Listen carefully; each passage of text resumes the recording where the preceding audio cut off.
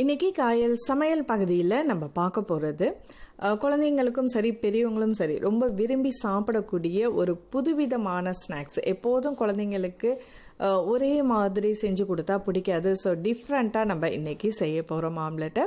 அதுக்கு ஒரே ஒரு முட்டை இருந்தால் போதும். ஸோ இப்போ எப்படி செய்யலாம் அப்படின்றத நம்ம பார்க்க போகிறோம். உள்ளே வைக்கக்கூடிய ஸ்டஃப்பை முதல்ல ரெடி பண்ணிடலாம். ஒரு டீஸ்பூன் அளவுக்கு எண்ணெய் விட்டு எண்ணெய் காஞ்சதுக்கு அப்புறம் அதில் பொடிசாக நறுக்கி வச்சிருக்கிற பல்லாரி வெங்காயம், ஒரு 1/4 டீஸ்பூன் அளவுக்கு இஞ்சி பூண்டு இதையும் சேர்த்து கொஞ்சம் வதக்கிக்கிட்டே இருங்க. அடுப்பை ஸ்லோவில் வச்சிங்க.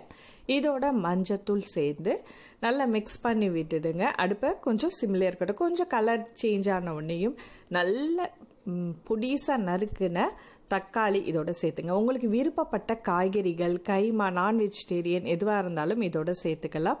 தேவையான அளவுக்கு உப்பு, தனி மிளகாத்தூள், மிளகுத்தூள் இதுவும் உங்களுக்கு அல்லது கறி மசாலா பவுடர் இருந்தாலும் இதோட நீங்கள் சேர்த்துக்கலாம். இதில் பச்சை வாசனை போகிற வரைக்கும் அடுப்பை சிம்மில் வச்சு நம்ம வதக்கிக்கிட்டு இருக்கலாம். இப்போ இந்த சைட் பை சைடில் நம்ம முட்டையை ரெடி பண்ணிடலாம்.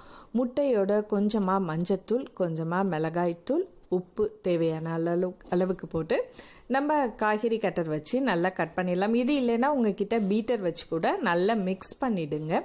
இப்போ நல்லாவே மிக்ஸ் ஆகிடுச்சு. இதை அப்படியே தனியாக வச்சுருங்க. இப்போ நம்ம வதக்கிட்டு இருக்க வெங்காயம், தக்காளி அதெல்லாம் பச்சை வாசனை போகட்டும். இப்போ பாருங்கள், கொஞ்சம் ரொம்ப ட்ரையாக இருக்கிற மாதிரி இருக்குது. அப்படி இருக்கும்போது கொஞ்சமாக ஒரு 1/2 டீஸ்பூன் அளவுக்கு அல்லது 1 டீஸ்பூன் அளவுக்கு தண்ணி விட்டு கொஞ்சம் நல்லா வதக்கி விடுங்க. இதோட தேவையான அளவுக்கு கொத்தமல்லி பொடிசாக நறுக்கி போட்டுங்க. விருப்பப்பட்டால் நீங்கள் இதில் சீஸ் சேர்த்துக்குங்க. குழந்தைங்களுக்கு நம்ம சீஸ் சேர்த்து கொடுக்கும்போது ரொம்ப பிடிக்கும், ரொம்ப டிஃப்ரெண்ட்டாகவும் இருக்கும். ஸோ இதை நம்ம வதக்கி சீஸ் சேர்த்த உடனேமே அது நல்லா மெல்ட் ஆகிட்டு இருக்கும்.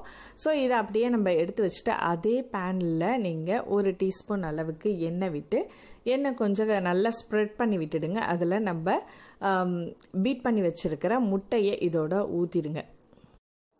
இந்த முட்டைக்கு நம்ம 2 பேர் சாப்பிட்லாம் தாராளமாக. ஸோ உங்களுக்கு எக்ஸ்ட்ராவாக தேவைப்பட்டுச்சுன்னா வெங்காயம், தக்காளி இதில் உள்ளே வைக்கக்கூடிய ஸ்டஃப்போட அளவை மேலே கூட்டிங்க. இப்போ முட்டை போட்ட உடனே அதுக்கு மேலே கொஞ்சமாக கொத்தமல்லி எல்லாம் தூவிட்டு நம்ம எடுத்து வச்சுருக்கிற அந்த வெங்காயம், தக்காளி, சீஸ் மிக்ஸை நம்ம இதோட ஸ்ப்ரெட் பண்ணி விட்டுறோம். முட்டையும் கொஞ்சம் மூடி போட்டு வேக வச்சிங்கன்னா சட்டுன்னு வெந்துடும். அதுக்கப்புறம் இதை லைட்டாக நீங்கள் இப்படி ரோல் பண்ணி விடுங்க. மேலே சீஸ் விருப்பப்பட்டால் தூவிங்க. மொசரல்லா சீஸ் தான் நான் இதில் தூவிட்டு இருக்கேன். இதை அப்படியே நீங்கள் மெதுவாக ரோல் பண்ணிட்டீங்கன்னா எல்லா பக்கமும் ஈவனாக குக் ஆகிட்டுருக்கும். ஸோ உள்ளேயும் வெந்திருக்கும், நமக்கு முட்டை வேகாமல் இருக்காது. ஸோ கொஞ்சம் அப்படியே 2 பக்கமும் திருப்பி போட்டு எடுத்துட்டிங்கன்னா சுவையான இதை அப்படியே எடுத்து சின்ன சின்ன பீசஸாக கட் பண்ணி குழந்தைங்களுக்கு கொடுக்கலாம். ஈவினிங் ஸ்கூல் விட்டு வந்த உடனே பசியோடு வர்ற குழந்தைங்களுக்கு இப்படி கொடுத்தீங்கன்னா அவங்க ரொம்ப டிஃப்ரெண்ட்டாக இருக்குது, விரும்பி சாப்பிடுவாங்க. காய்கறி மிச்சம் இருந்தால் கூட உள்ள ஸ்டஃப் வச்சு ரெடி பண்ணலாம். ஸோ சுவையான ஸ்நாக்ஸ் ரெடி ஆகிடுச்சு. நீங்களும் வீட்டில் செஞ்சு பார்த்துட்டு உங்கள் கருத்துக்களை எங்களோட ஷேர் பண்ணிங்க. அடுத்து ஒரு இன்ட்ரெஸ்டிங்கான வீடியோவில் சந்திப்போம். நன்றி.